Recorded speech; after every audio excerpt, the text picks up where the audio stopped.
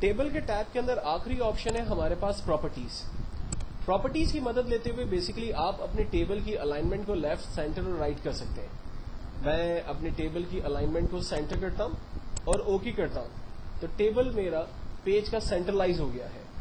Then अगर मैं अपने टेबल को पेज की राइट अलाइन पर ले जाना चाहता हूं तो प्रॉपर्टीज में जाकर मैं टेबल की अलाइनमेंट को राइट कर देता हूं। ये देखें टेबल पेज की राइट अलाइन पर आ रहा है।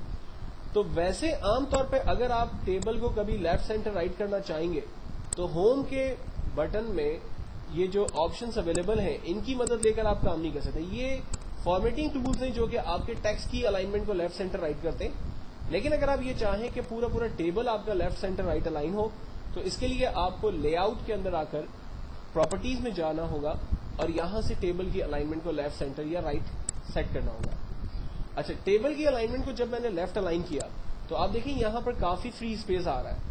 मैं चाहता हूं कि इस फ्री स्पेस पर मैं कुछ टेक्स्ट टाइप करूं। अक्सर न्यूज़पेपर्स के अंदर, मैगजीन्स में आपने देखा होगा कि एक कॉर्नर पे कोई पिक्चर होती है या टेबल बना हुआ होता है और उसके बराबर में जो स्पेस होता है वहीं से टेक्स्ट लिखा हुआ होता है और फिर बाकी रिमेनिंग टेक्स्ट जो है वो पैराग्राफ की सूरत में नीचे पिक्चर के नीचे या फिर टेबल के नीचे से आ रहा होता है। अभी मैं यहां पर अगर इस स्पेस पे कुछ लिखने की कोशिश करूंगा तो कंप्यूटर उसको एक्सेप्ट नहीं करेगा, तो कोई परवाह नहीं है। मैं एक नॉर्मल पैराग्राफ इस टेबल के बाद टाइप कर लेता हूं और फिर टेबल की प्रॉपर्टीज में जाकर इसके टेक्स्ट वॉर्पिंग को अराउंड कर देता हूं। अराउंड करने से टेबल के बराबर में जो एक्स्ट्रा स्पेसेस आ रहे थे आप देखिए वहां पर टेक्स्ट ऑटोमेटिकली एडजस्ट हो गया।